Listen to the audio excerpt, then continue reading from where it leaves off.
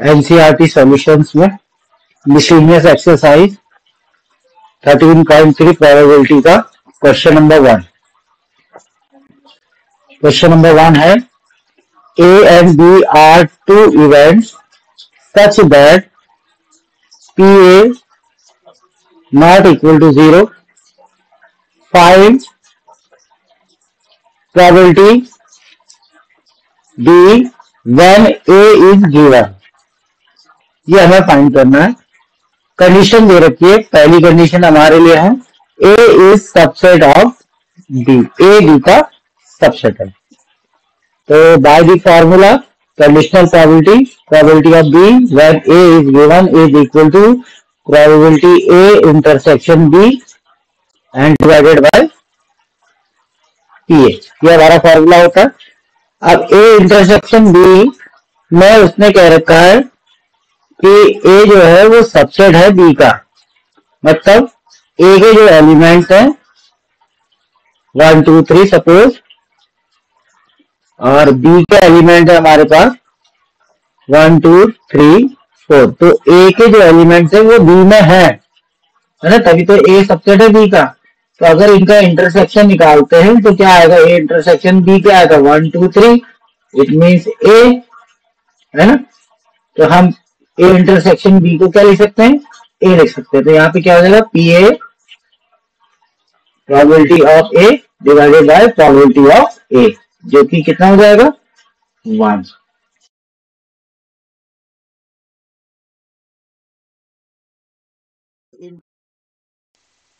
Is equal to 5। A intersection B is equal to 5 mean A और B में कुछ भी कॉमन नहीं है, मतलब एम्प्टी सेट है। तो क्या हो जाएगा, probability B upon A is equal to probability A intersection B upon PA, जो कि ऊपर हो जाएगा हमारा प्रोबेबिलिटी 0। ठीक है, क्योंकि A इंटरसेक्शन B 5 है, इसलिए प्रोबेबिलिटी A इंटरसेक्शन B क्या होगा 5 0। तो PA कितना हो गया, PA ही रहने देते हैं 0 अपॉन प्रोबेबिलिटी कितना हो जाएगा 0। तो सेकंड पार्ट का आंसर हमारा कितना हो जाएगा 0। इसके बाद क्वेश्चन नंबर 2 देखते हैं मिसलेनियस एक्सरसाइज का। क्वेश्चन नंबर 2 ये रहा, अ कपल हैज 2 चिल्ड्रन। एक फैमिली है जिसमें 2 बच्चे हैं। Find the probability that both children are males if it is known that at least one of children is male। ठीक है, तो इस क्वेश्चन में सबसे पहले आपको क्या करना पड़ेगा, सैंपल स्पेस बनाना पड़ेगा। सबसे पहले सैंपल स्पेस बना लेते हैं। सैंपल स्पेस क्या रहेगा हमारे पास, सैंपल स्पेस हो जाएगा, सपोज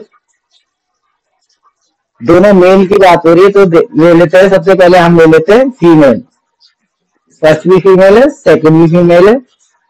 फर्स्ट जो चिल्ड्रन है, चाइल्ड है, वो फीमेल है, दूसरा मेल है, mail and female, and in the last दोनों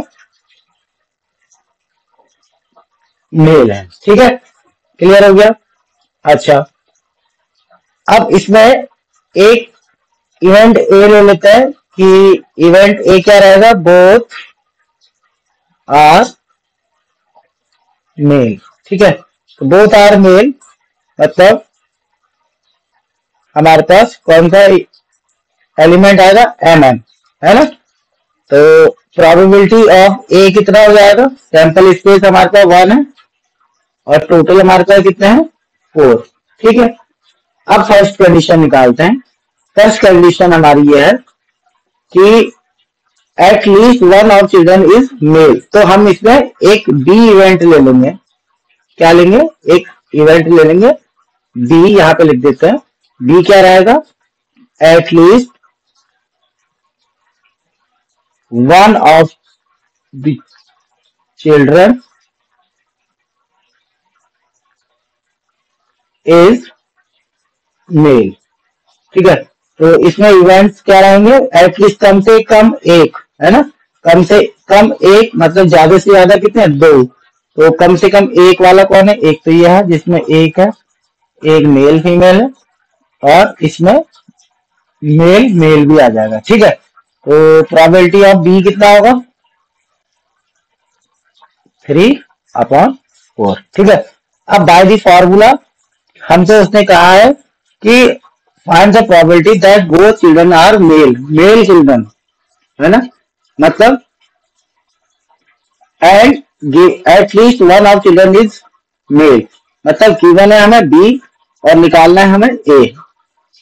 क्या हो जाएगा, P A intersection B divided by P B. अब इंटरसेक्शन मतलब कॉमन, तो पहले इनमें कॉमन देखते हैं, दोनों में कॉमन क्या है। कॉमन के लिए क्या है, देखो यहाँ एक ही है और यहाँ भी एक है, तो प्रोबेबिलिटी ए इंटरसेक्शन बी क्या हो जाएगा, यहाँ पे लिख लेता हूं मैं, A intersection B is male male, so the probability A intersection B is equal to 1/4। तो अब वैल्यूज रख देता हूँ 1/4 और डिवाइडेड बाय 3/4 से 4 cancel, so the answer is 1/3। ठीक है, अब इसका सेकंड पार्ट देख लेते हैं। सेकंड पार्ट के लिए क्या है, सेकंड पार्ट के लिए उसने कहा है find the probability that both children are female. अब सेकंड पार्ट के लिए क्या कहा गया है कि प्रोबेबिलिटी निकाली है कि both the children are female. तो ए क्या रहेगा इसमें, अब इवेंट क्या रहेगा, बोथ आर फीमेल। ठीक है, तो बोथ आर फीमेल कितना है, एफ एफ, मतलब कितना हो गया हमारे पास 1। ठीक है, कितना आ गया 1। अच्छा, दूसरा क्या रहेगा, बी इवेंट क्या रहेगा, एटलीस्ट दो children are female if it is known that, इसमें देखता है elder child is female, elder child is female, है ना। तो बी क्या रहेगा हमारा इवेंट कि elder child is a female. तो देखो एल्डर चाइल्ड इज फीमेल वाला कौन सा रहेंगे, एक तो ये रहेगा फीमेल, है ना, फर्स्ट वाला हमारा क्या है फीमेल है ना, और फर्स्ट को ही हमने एल्डर चाइल्ड लिया हुआ है, तो दो कंडीशन में बन रहा है। अब यहां से लिखते हैं प्रोबेबिलिटी ए, तो प्रोबेबिलिटी ए तो हो गई हमारी 1/4। अच्छा, प्रोबेबिलिटी बी क्या हो जाएगा 2/4, 2/4 मतलब 1/2। अच्छा, अब हमें निकालना है क्या, probability of A when B is given. तो इसमें भी आपको probability A intersection B divided by P B, तो ए इंटरसेक्शन बी निकालना पड़ेगा। ए इंटरसेक्शन बी का मतलब है दोनों में कॉमन। अब दोनों में कॉमन क्या है, देखो इसमें तो फीमेल फीमेल एक ही है, इसमें भी एक ही है, तो इसकी प्रोबेबिलिटी भी क्या हो जाएगी 1/, ये तो हमारा ये आ गया, प्रोबेबिलिटी ए इंटरसेक्शन बी कितना आ गया हमारे पास 1/4। क्लियर है यहाँ तक। अब वैल्यू रख देते हैं, प्रोबेबिलिटी ए इंटरसेक्शन बी कितना रहेगा 1/4, probability of B 1/2, 2 to the 4, so the answer is 1/2। तो सेकंड पार्ट का आंसर हमारा 1/2 रहेगा, फर्स्ट पार्ट का 1/3। ठीक है, अब हम देखते हैं next question, question number 3, miscellaneous exercise of probability का। क्वेश्चन नंबर 3 दे रखा है आपको, suppose that 5% of man and 0.25% of women have grey hair. A gray-haired person is selected at random. What is the probability of this person being male? Assume that there are equal members of males and females. ठीक है, क्या कह रखा है question में, question में कह रखा है कि 5% जो है मैन और 0.25% वुमेन जो है उनके ग्रे हेयर है। अब क्या हुआ, a grey hair person is selected, दोनों में से कोई एक पर्सन को सिलेक्ट किया। अब इस बात की प्रोबेबिलिटी निकालें, what is the probability of this person being male. ठीक है, क्या होगा, मेल होगा। एज्यूम दैट, जबकि दिया हुआ है there are equal number of male and female, जबकि equal number of male and female हमारे पास है। तो हम क्या करेंगे, एक इवेंट E1 ले लेंगे। E1 क्या रहेगा, सेलेक्टेड पर्सन इज मेल। ठीक है, सेलेक्टेड पर्सन जो है हमारा क्या है, मेल है। अच्छा, एक इवेंट E2 ले लेंगे। E2 क्या रहेगा कि सेलेक्टेड पर्सन जो है वो क्या है, फीमेल है, इज फीमेल। क्लियर हो गई बात। अब हमने क्या करना है, प्रोबेबिलिटी ऑफ E1 और प्रोबेबिलिटी ऑफ E2 ये दोनों बराबर हैं, कह रहा है वो, है ना, दोनों इक्वल नंबर ऑफ है।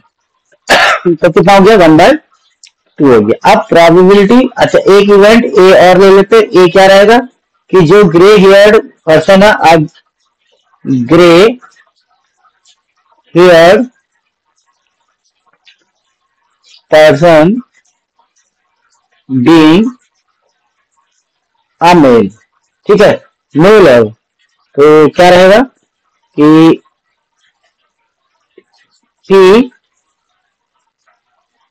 ए अपॉन E1, मतलब सेलेक्टेड पर्सन जो है वो मेल है और उसकी क्या है, ग्रे हेयर है। ठीक है, तो इसमें एक काम करते हैं, पर्सन अ ग्रे हेयर पर्सन, यहां तक लिखते हैं। मेल और फीमेल वो तो बात की बात है, क्योंकि यहाँ पे दिया हुआ है ना कि ए अपॉन प्रोबेबिलिटी ए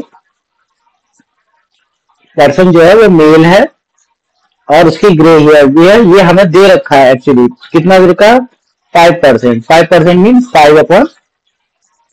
अच्छा, प्रोबेबिलिटी ऑफ ए, जबकि वो क्या है, फीमेल है, ये आपको दे रखा है 0.25%, मतलब 25/100।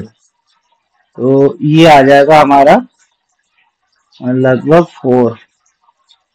1/400। ठीक है, अब हमें जो निकालना है उसको लिख लेते हैं। हमें निकालना है प्रोबेबिलिटी E1 अपॉन ए, मतलब वो क्या है, मेल है। तो फॉर्मूला क्या लगेगा यहाँ पे बेस थ्योरम लग जाएगी, P E1 into P A upon E1